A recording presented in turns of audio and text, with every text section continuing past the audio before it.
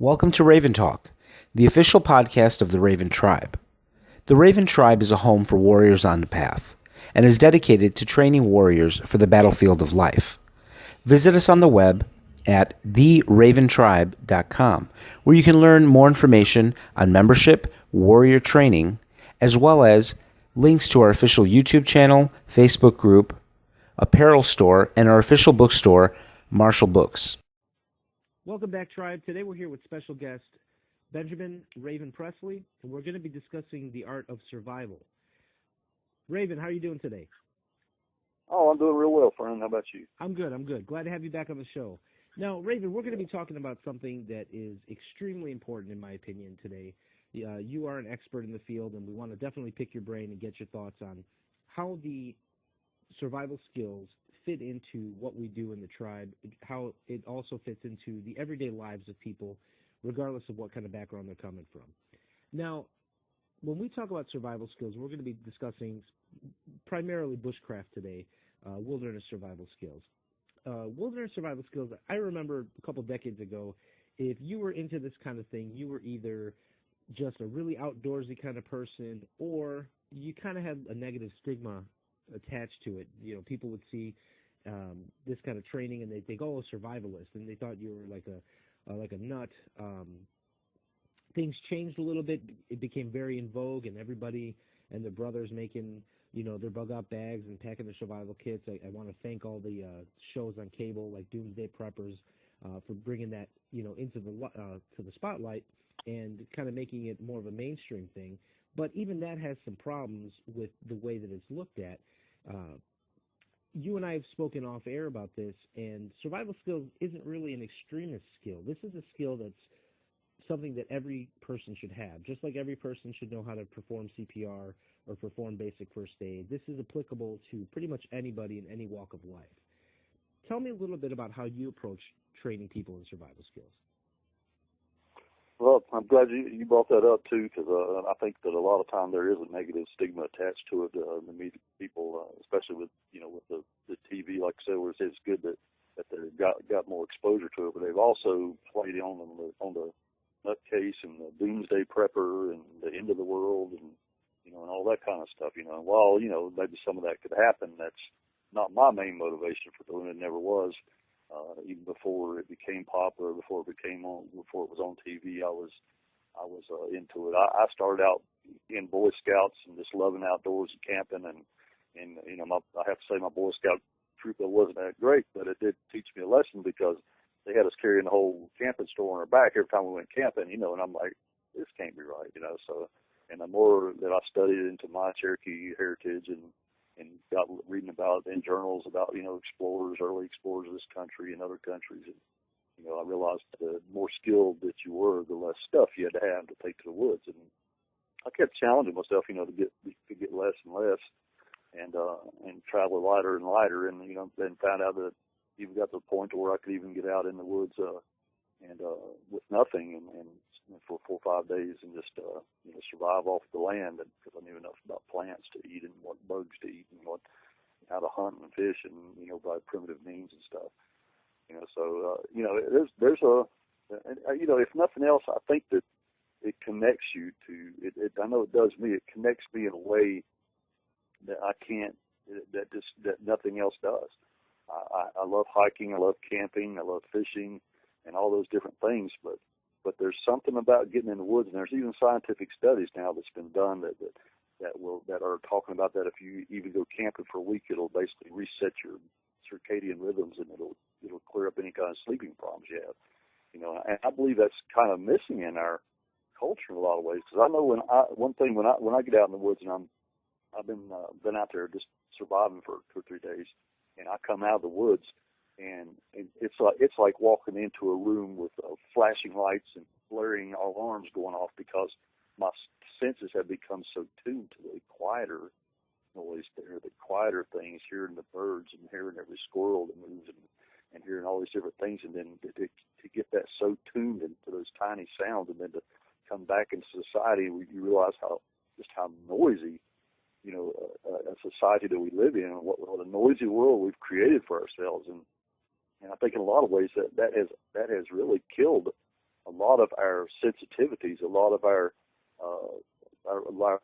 just, you know, God-given abilities to be able to perceive, to be able to think. You know, there's just everything out there screaming, let me think for you, see this, buy this, you know, think this way, you know, and there's never no time that we're just still, you know, where we can just get out there. But there's nothing like the woods and like nature to connect you to that again, you know, because it's so basic out there. The laws are all the same. I tell people all the time, it makes more sense to me to be in the woods than it does to be in modern day society. Nice. Now, Benjamin, let's talk a little bit about the bare essentials, and we can definitely talk a little bit more because I do want to explore some more of the other aspects that this type of training can offer to people, the benefits. But getting it on the ground floor, looking at the very, you know, bare minimum basics. When you're talking about survival skills, again, you're not talking about the crazy prepper that's going to go, you know, hole up in the woods somewhere and build a bunker. You know, we've all seen that kind of stuff on TV, but that's not what we're talking about. We're talking about developing a skill set to be able to survive. You know, a natural disaster, you know, a man-made disaster, some type of situation where, you know, you may find yourself needing to stay safe, stay warm. What are the things that we're going to look at? What are some of the things that we're going to learn how to do? Are we looking for shelter right away? Are we looking for warmth, for food? You know, what's the game plan for basic 101 survival? Well, statistically, it's been proven that the number one killer in the survival situation is that it's just the paranoid and the mistakes that we make because we get into a situation we're not prepared for, and our mind is going crazy. We're seeing the sun going down. We're panicking. We're making mistakes. We're thinking about all the things that we don't have instead of what the things we do have. You know, and so the thing to do, first of all, is just to calm yourself down. You know, prayer, what's in your pocket, whatever. You know, you might do. You have shoestrings? Do you have a bandana? Do you have a pocket knife? You know, just different things. What do you have? You know, hopefully, if you're, I encourage people that go in any kind of wood situation, hiking or whatever, that they have some type of, you know, pre-prepared survival kit and have a plan ahead of time. I mean, you should never go on a hike without someone knowing where you're going in at and where you're coming out at and what time to expect you and where to pick you up and where to look for you. If you don't show up at that time, you know, preparing ahead of time like that. The number two killer statistically is exposure to the elements, you know, which would be if it's too cold or too hot, or if it rains or snows or whatever, you know, how prepared are you with your clothing, with your supplies that you have on you that you're working with. So you know, knowing that, I try to put things in an order that I found that I believe is essential, and that's shelter first, and then fire, and then water, and then food. You know, because the shelter is going to take care of that exposure to the elements. That's more essential than fire, because there are some shelters you can actually build and stay warm in without fire. And then fire is next, of course, because there's so many important aspects of it. I mean, it keeps away predators. It purifies water. It keeps us warm. You know, we can make tools with fire. They're just, you know, we can cook our food with fire. So then just the fellowship with the fire, you know, can't be underestimated too. The calming effect it has.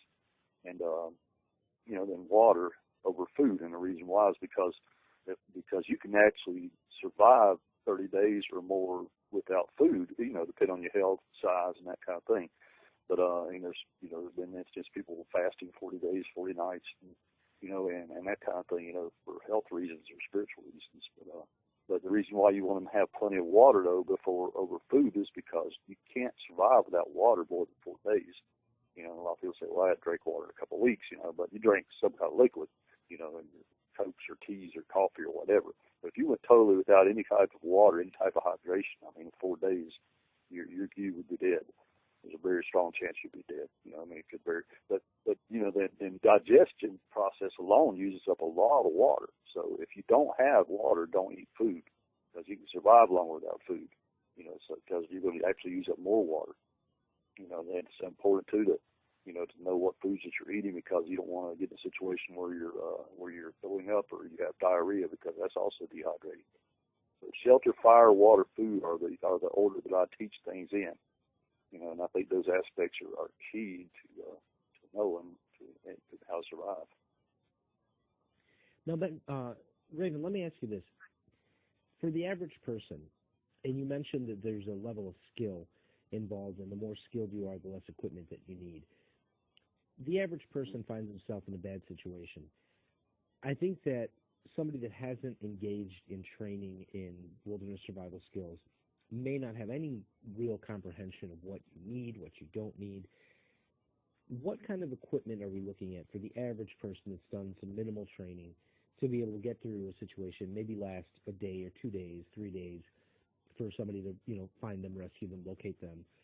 What kind of equipment are we looking at needing? What do you recommend that people carry with them? And again, I understand this is all based on your scenario, where you're planning to go out into the wilderness, or did you just happen to find yourself there? But what should people carry with them? Maybe in their car, in the trunk, something they can access quickly. What do you recommend? Well, that really depends on the skill level of the person. I think you kind of alluded to that. And preparing a survival kit, I think one thing that I recommend is that you have a basic personal survival kit that you carry with you in any kind of where you think you're going to be challenged in any kind of situation, like a hike or just going fishing or just or camping or whatever. And I always recommend that it be attached to you, like in a fanny pack or something like that. Because there's been incidents where you've been in a canoe, people have been in a canoe, their canoe overturned, they lose their backpack, they lose all their gear. So if you have that one fanny pack on you, then you've at least got that much to start with. And and the basic personal survival kit, I recommend of course, some ways of making fires, some dry tinder. I don't recommend matches because even the most reliable matches, even the boat matches, are unreliable. They can get wet and that kind of thing. I don't care how well you seal them up. There's really good type of fire striking devices that are on the market that are magnesium, and it'll strike a 2,000 degree spark even when they're soaking wet. And it doesn't take much. As like dry tinder. It can be just cotton balls. It can be Vaseline in the cotton balls. So fire is real important. Also, having, I recommend having some type of like plastic bag, even in that survival kit. You can take that plastic bag and put it over a branch or fill it full of green leaves and put it out in the sun, and you'd be surprised the amount of fresh, drinkable water that will yield without you having to purify it, without you having to filter it or anything. I recommend having a reflector mirror in there for signaling, because it's been proven over whistles, over air horns, everything else, that a reflective device can get the attention of a plane that's flying over that's doing a search pattern for you. I like putting some bouillon cubes even in my survival kit, because if you make a stew, sometimes you might have to eat insects, and it makes it a little more palatable if you got something like that. Back in the 18th century, it was called pocket soup, so it's a good thing to have. Some type of fishing kit in your survival kit, of course, fishing lines, some sinkers, some hooks, that kind of thing. And you could have there's lots of different things that you could put in there. Some hooks, some frog gigs or something like that, or some type of a spear point, a metal spear point. Some type of, I always keep like a razor blade in there, because it's easy to carry around. You can put it in a piece of cardboard to keep from cutting through stuff. I recommend putting, several of these items and all, different items that you need into. It should be able to fit into like I recommend even a sandwich-sized bag, and then that put into a fanny pack. You should be able to fit your most basic supplies.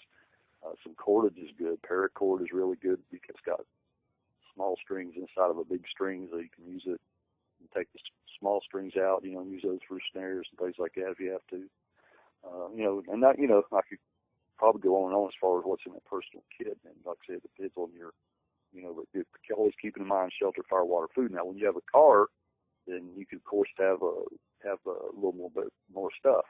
In a car, you would want to have, like, what if your car was stranded? What if you were in the snow? Well, how would you survive? It's good to have at least one box of supplies there for everyone that may be traveling in that car. And you can include things like, in a car kit, you can put things like food, like instant type type soups, or you can put road flares in there. You could put ways to make fire. You could put sterno cans in there, for being able to warm food up with. Some type of cooking kit, a little small backpacking type cooking kit. Blankets, of course. One blanket, and there's one blanket I really recommend, even in your personal survival kit. And that's the foil type survival blanket that was originally designed by NASA for spacesuits, but amazingly that works really, really well. It's got a shiny side and a not so shiny side, but that shiny side in toward you and it reflects body heat back to you. Works amazingly well. I even use it sometimes in the top of my tents. I'll hang it in the ceiling of my tent and let it reflect my body heat back down to me in the night, even in a modern tent. So those are real good. So the things to put, you could have a shovel in there. You could have kitty litter in there to put under your tires if you get stuck. Lots of different things you could consider putting into your survival kit there in your car and in your house. And you got even more, you got more room, hopefully, devote a space, to where you can have enough food up to last, I'd say, for at least, 2 weeks for each person. And that includes water and cooking supplies. With there's no electricity, how are you going to cook?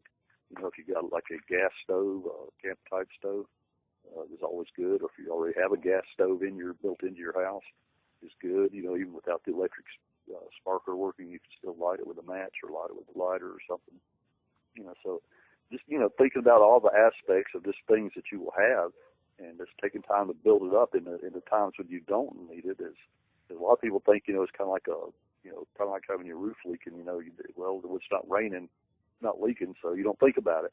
And when it's leaking, then you're like, oh man, I wish I'd have fixed that roof. Well, you got to think the same way when you're preparing yourself. You've got to think ahead. What could happen? Don't wait till it happens. Use those times when everything's going good, to prepare for those times that might go bad. Now, Raven, let me ask you this. One of the things that's really common, really popular, is the bug-out bag.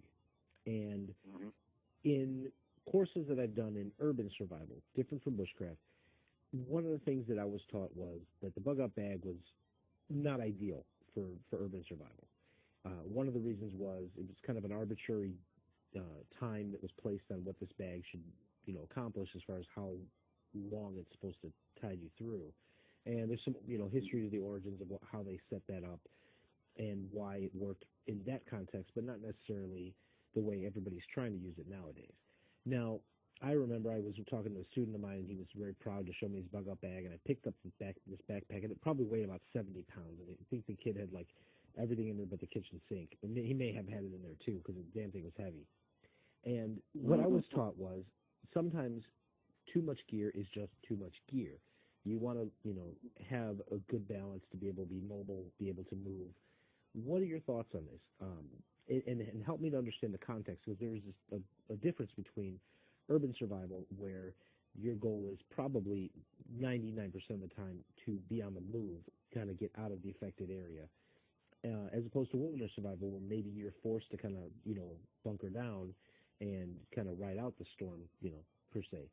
So what are your thoughts on that? What's too much gear? What's the ideal amount of how flexible do you have to be? How, much do you have to invest in training to be able to make the most out of less? I think that ultimately a person should challenge themselves to get to a point to where, what if I had to live just off what nature provided? That's the way I teach it to my students. Yes, I teach that, the more prepared you are and having a survival kit and all that stuff's going to get you ahead.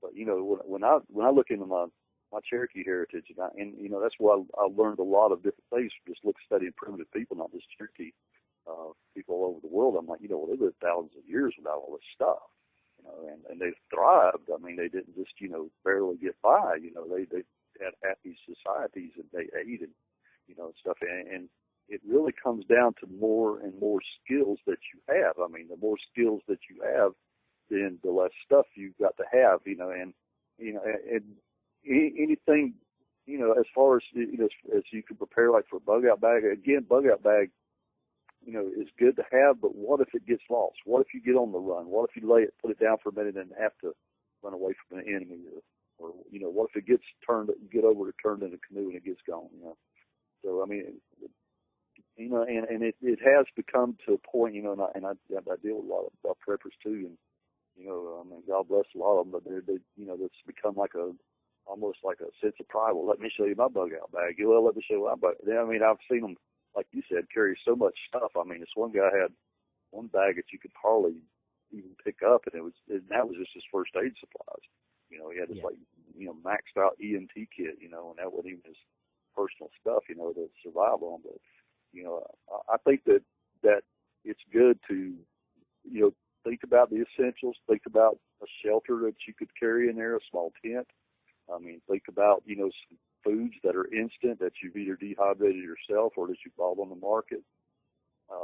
Think about the nutritional value of those foods. Not just comfort foods. Think about what kind of food you can that will actually last. There's protein bars now that have a long shelf life that are really good.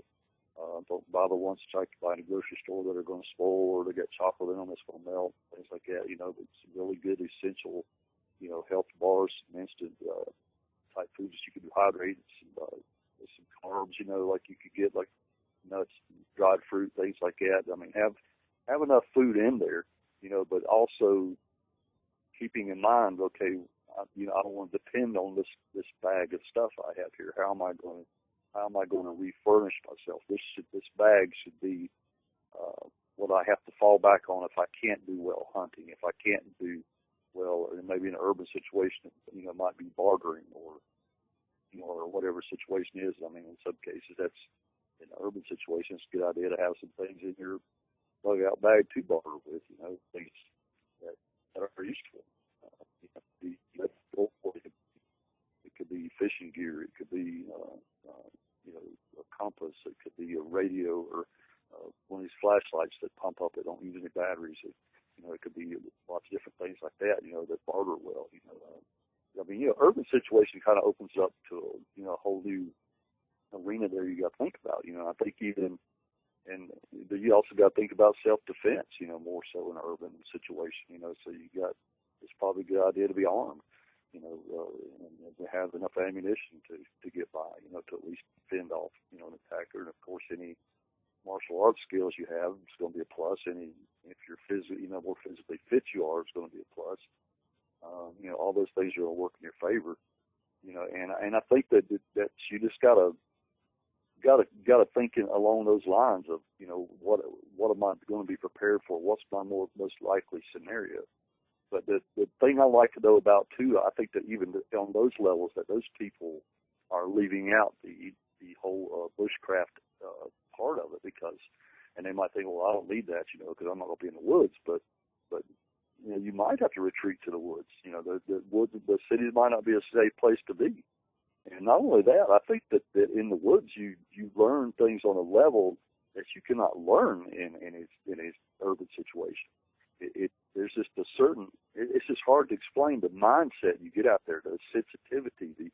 It's almost like you develop a sixth sense. You become so tuned to your environment. You become, and I think that perception and that sixth sense is something that could save your life. I mean, anybody that's in martial arts, will tell you that they don't just walk around and not aware of their surroundings. They're always looking around, not paranoid, but they're always looking around, and they're spotting things, that maybe other people wouldn't notice. They might see the person's hand in his lapel, and they might watch longer to see what he's going to take out a gun or something like that. They see situations before they happen a lot of times because they have developed that awareness. I mean, even the way, like my sensei, taught me, don't even cross your arms in a way that locks your hands in, cross them in a way that your arm be free quickly, and that you could do an immediate strike even with the fingers to the eyes, or, something close up if you had to, So, I mean, I think it all fits together, and you just got to kind of think of your scenarios. It's a good idea to review scenarios, not in a paranoid way, but think of what can I do? Another thing you can do in an urban survival situation too is to have caches of different things. Have places where you have stashed goods at. There's ways to bury things, and there's ways to hide things. in certain aspects. There might be storage buildings, that you might want to have for just that purpose, if you decide to get to it, or maybe you have a couple of abandoned vehicles or something on your property that you could stash things in. I mean, all those, you could put ammo in there, you could put guns in there, you could make underground type of caches and stuff out of waterproof trunks and stuff like that. So there's a lot of things you can think about, but you can't carry everything with you. No matter how good your bug out bag is, you can't carry it all with you. You're going to have caches. You're going to have places where things are stashed out. You're going to have backup plans. You're going to think about, well, what if I lose this bug out bag? What do I have to survive with? And I think that it comes down to your personal survival kit, comes in handy. And, but along the way, I mean, accumulating all this cool stuff, I mean, just don't forget to get the skills, go with it, is probably the biggest advice, I could give. Well, absolutely. Now, Raven, let me ask you what your thoughts are on some of the other elements of wilderness survival. And you touched on some of it. You mentioned how it's almost a difficult sensation to be able to explain. And I want to get your thoughts on this. One of the things that I've always thought about when I think of wilderness survival and training, putting some time in, is that it's almost akin to a rite of passage, or a personal rite of passage, in the sense that as a person, and this plays in a lot to, I think, just the overall theme in our tribe about warriorship and how you live as a warrior and what these different aspects are of warriorhood. But I've always seen it as something it's something of a rite of passage. When you're able to confront something much larger than yourself, in this case, just nature, and be able to hold your own, I think that a person comes away changed from that kind of experience. And it's not a rite of passage in a ritualistic sense, but I definitely do think that there's an element of change. It's some type of agent of change for people. Once they've had that experience, once they've been able to, confront nature and say, hey, I can do this. I can survive. I'm putting my skills to work here for me. What do you think about that? Well, I really agree with it. I think you're touching on something very important. Because I mean, even like many Native American tribes, they would go on a vision quest, which was basically just in some cases it was described by some people as like entering into the womb of the earth, and there actually were some cases where they actually went into a cave where it was so dark that they could not use any of their five senses. Basically, I mean, they couldn't see. They could hear and things like that, but there's nothing to listen to. And, they shut off all that. It almost forces you to face your personal demons, so to speak. You can, because it seems like everything in society is trying to keep you from looking into the mirror of who you really are.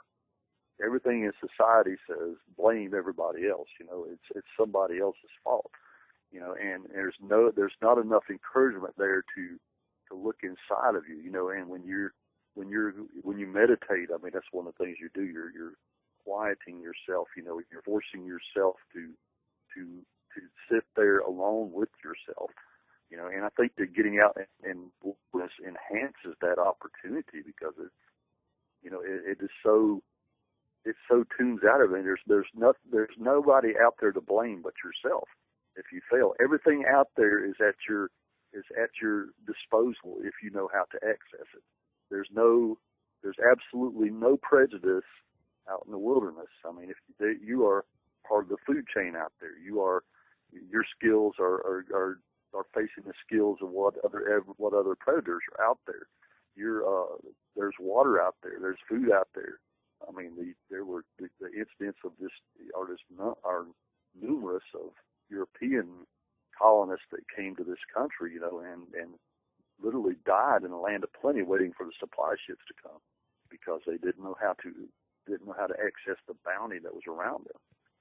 And I think that there's a connection there. There's definitely a spiritual aspect there that happens when you're out there alone in the wilderness like that. You get to connect to some things that, and you'll awaken things in you. It's almost harder to put into words. And I'm pretty good with words, but I mean, it's almost kind of thing that you just almost got to experience. I mean, it just awakens something in you. It makes you.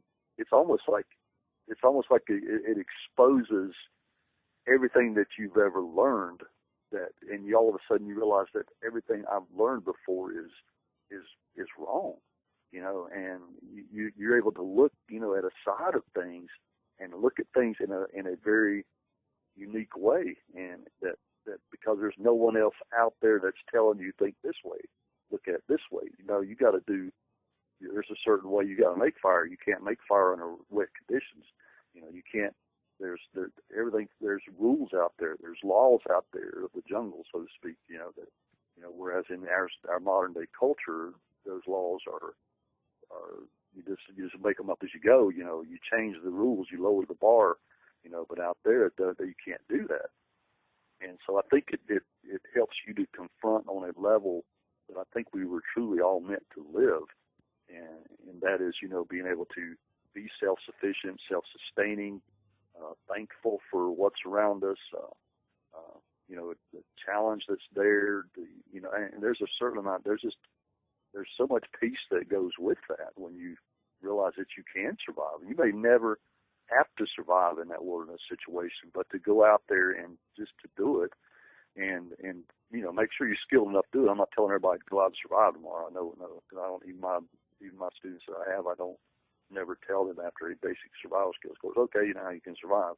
I tell them to challenge themselves little by little, take some fire making device with you, but, try to make bow and drill fire, but have a backup. I set up a modern camp, and branch out and set up a survival camp, challenge your skills little by little, see where your flaws are, see where the holes are in your knowledge. Don't ever put yourself in a dangerous situation, because that's how you practice. That's how you get prepared. And then, it could be the day may come that you'll say, I can do this. And you'll go out 4 or 5 days and you'll learn, things about yourself, and you'll learn things that you need to learn, so, I mean, there's so much value in it. I mean, I just can't, I can't even begin, to describe all the aspects of it. I mean, to me, one of the most peaceful things that I can do, one of the most de-stressing things I can do is to go into nature, is to sit by a babbling brook, to sit by a waterfall, and hear the sound of water. Those things de-stress me more than anything else that I could do. There's just something that happens when you do that, and it speaks to you. It speaks to your inner self in a way that nothing else can. Now, Raven, let me ask you this: the things that you're talking about right now with us, you've given us some really great insights, some really great advice. You've also written a book on this subject, correct? On true spirituality, you're talking about? Well, actually, you've written two. Or the survival book? Survival book? Yes, the survival book. But actually, you did actually segue pretty well into the true spirituality book. But I was referring to the survival book. So can you tell us a little bit about, what is in that book? Because this is not just a short primer. I mean, you've done some pretty substantial work, in that book. Tell the listening audience a little bit more about what they can expect to find in your book. Okay. The name of the book is Can You Survive? Basic primitive survival and wilderness living skills. And I tried to think of from the standpoint. I mean, not everybody that knows something, I feel like, can't always teach it. But I feel like, but I try to put in an aspect. Well, I'm a teacher, but what if I was a student? What would I want to hear? What would be essential? How would I want it explained to me?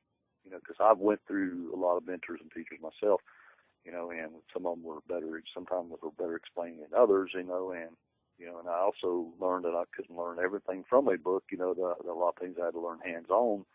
But I thought, well, what if this book was the only thing, the connection that a person had?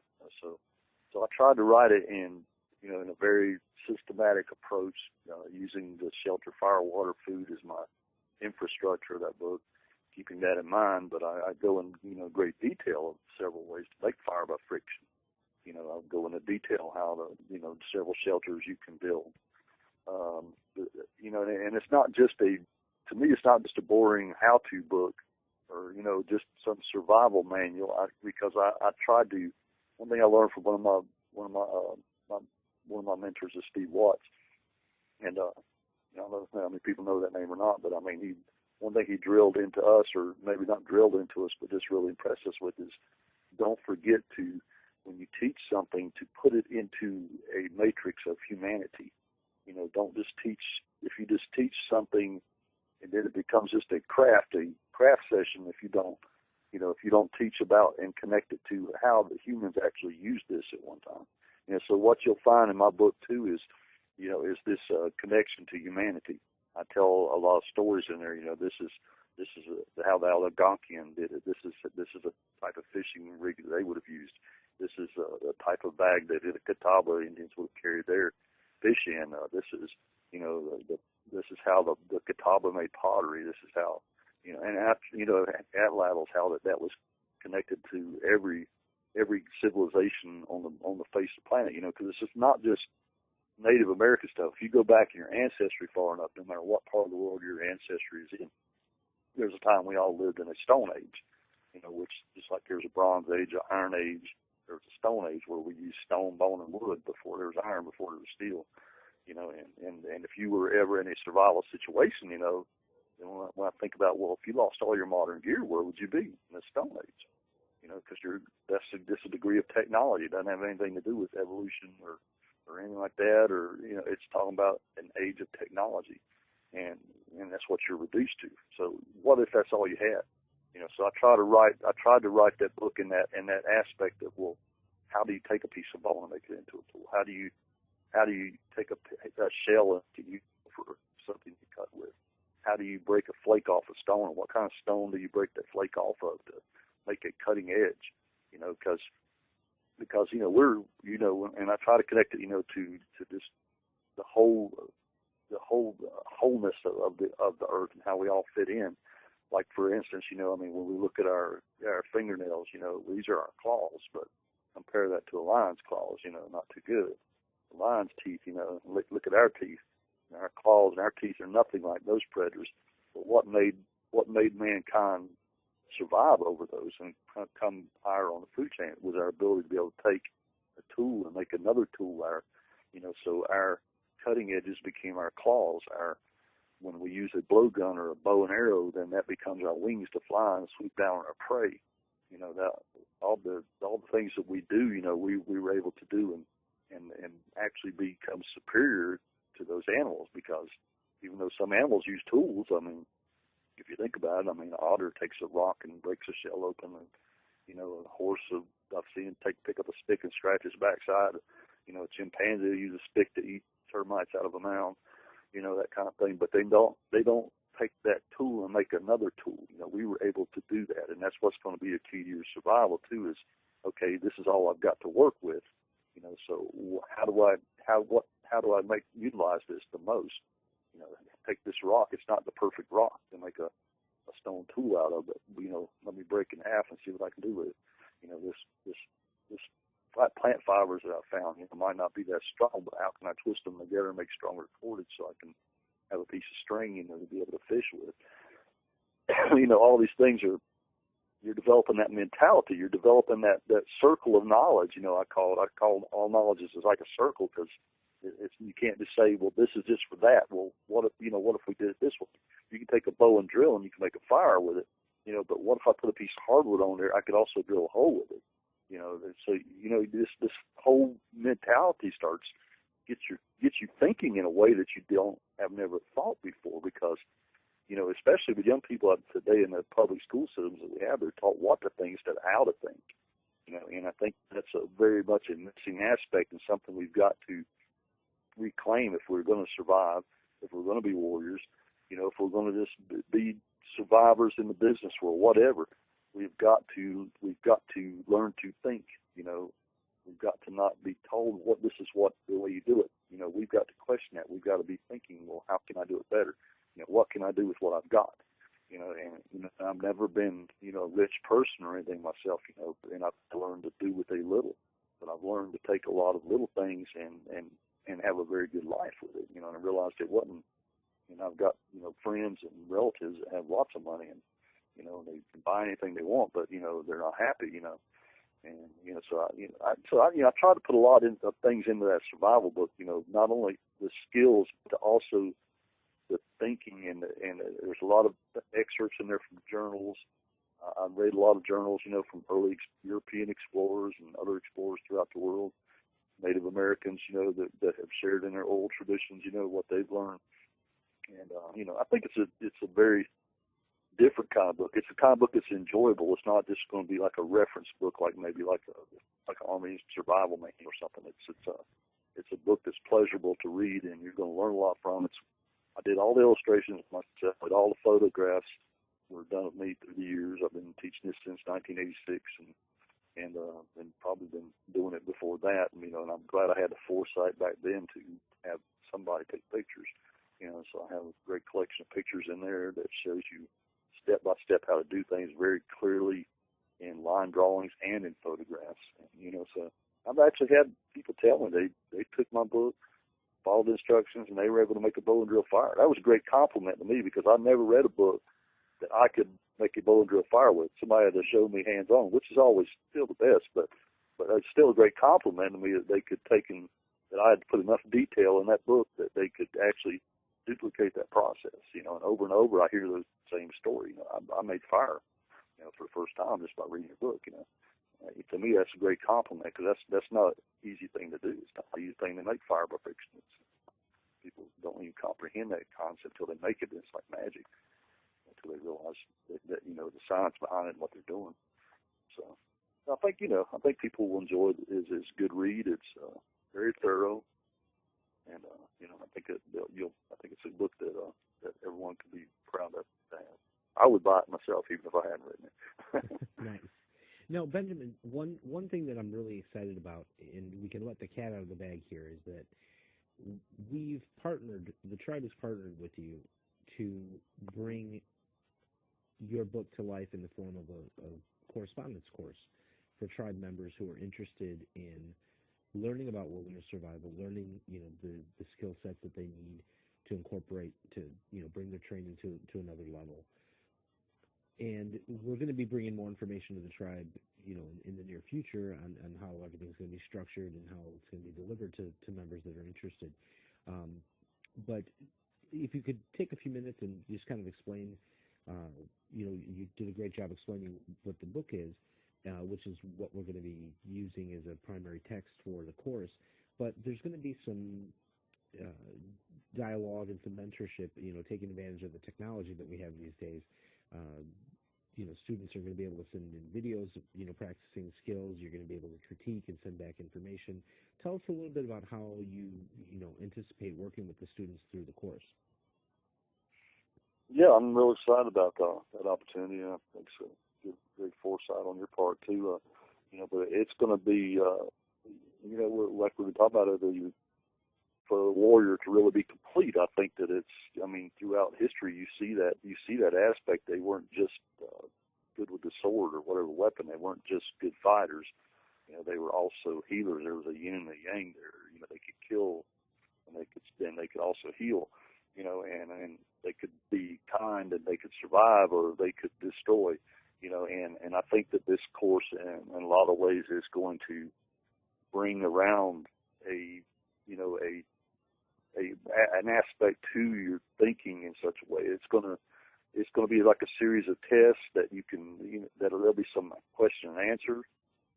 There'll be some reading you might have to do, but also it's going to be some applied skills. There's going to be like, okay, here's how to build a shelter, now build it, and maybe even challenge yourself, on a level to actually sleep in this shelter overnight, all these different things, because I know that just by if we can just get people doing these things, that they'll realize what I've realized. It draws you into it in such a way that you recognize that there's something on a deeper level there. But I think that I think these tests and this correspondence and all this, it's going to be an ongoing project. It's going to be something it's probably going to be in constant evolution, I'm sure. But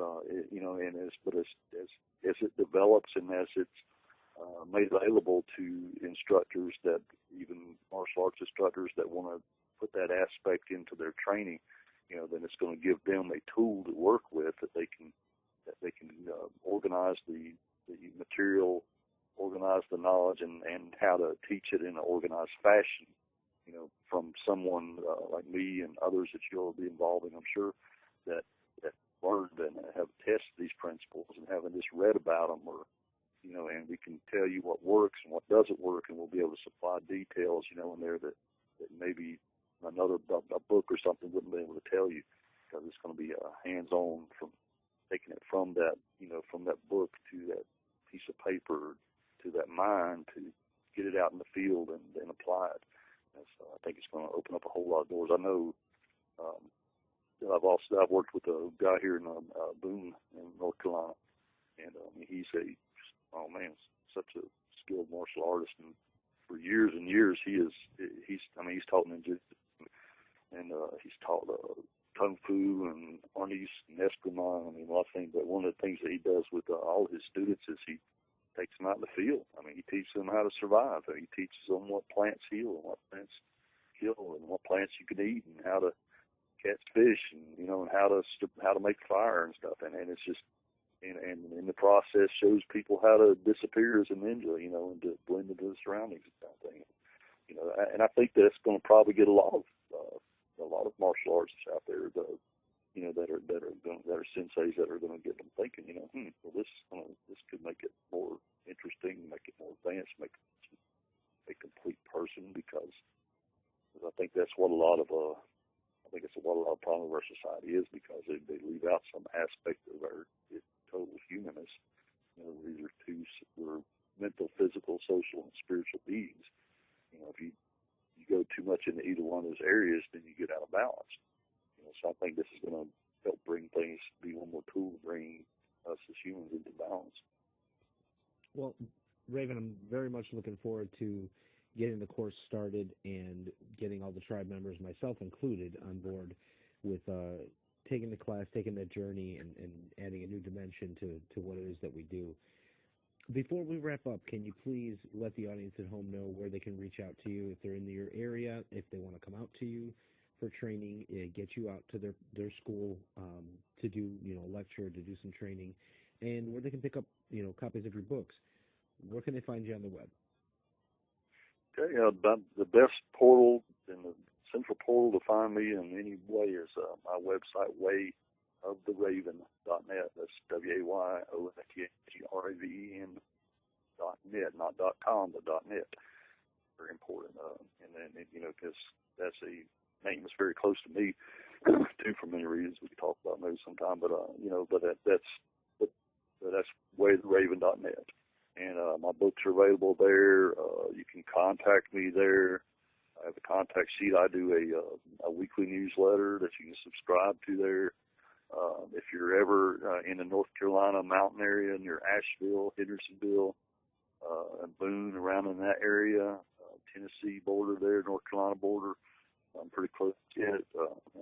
We'd love to have you, drop in on some classes. We do a lot of things all through the year.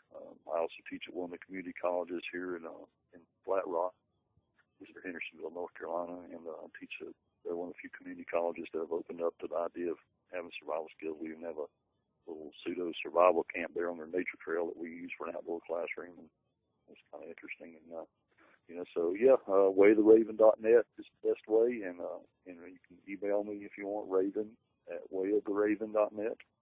There's another way to reach me, and other than that, just use that website, and there's connections on there on just where I'm at, and I'll be glad to talk to anyone. Just contact me by email is best, as far as getting the conversation started, and from there, we can. I'll be glad to work with you, and if there's any way I can come to your area or anything like that, we can also discuss that. I do everything from multimedia, indoor presentations to outdoors, to beginners, to advanced, to colleges I've worked with, so I can help you either design a program for you, or I can teach you some stuff. I've taught leaders for therapeutic wilderness camps and stuff too, their skills, and so a lot of ways we can get involved there. And also the spiritual aspect there too. You know, just whatever questions you got, I'm glad to answer. Great. Well, Raven, again, thank you for taking time out to be with us today. We really appreciate it, and we will definitely have you back on soon. So have a good one. On behalf of the tribe, thank you again for your time. Yeah, thank you for the privilege of being able to come on here and talk, and I look forward to continual interacting with you. I'm glad I ran into you. Yeah, sounds great. All right, signing off. Thank you, Raven.